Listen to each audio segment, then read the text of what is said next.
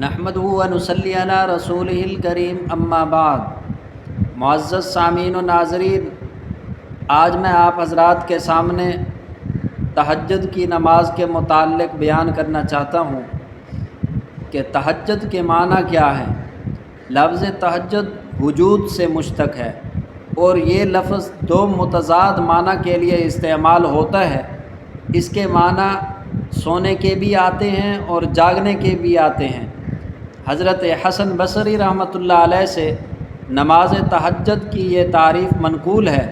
قال الحسن البصری هو ما كان بعد العشاء ويحمل على ما كان بعد النوم، یعنی حسن بصری رحمۃ اللہ علیہ فرماتے ہیں کہ نماز تہجد ہر اس نماز پر صادق ہے جو عشاء کے بعد پڑھی جائے، البتہ پیارے محبوب پیغمبر علیہ الصلاۃ والسلام اور صحابہ کرام رضوان اللہ علیہم اجمعین کے تعامل کے اعتبار سے اگر دیکھیں تو اس کو کچھ نیند کے بعد معمول کیا جائے گا۔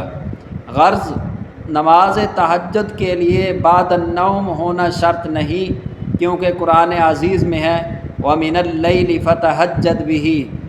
تفسیر مظہری میں اس آیت کا مفہوم یہ ہے کہ رات کے کچھ حصے کو نماز کے لیے سونے کو ترک کر دو، خواہ سونے کے بعد جاگ کر ہو یا پھر شروع ہی میں نماز کے لیے نیند کو مؤخر کر دو۔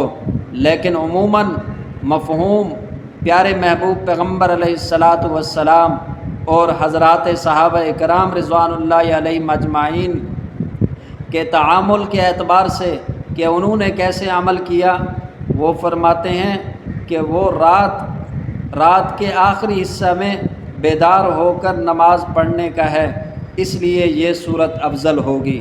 مولا کریم ہم سب کو نماز تہجد پڑھنے کی توفیق عطا فرمائے، آمین۔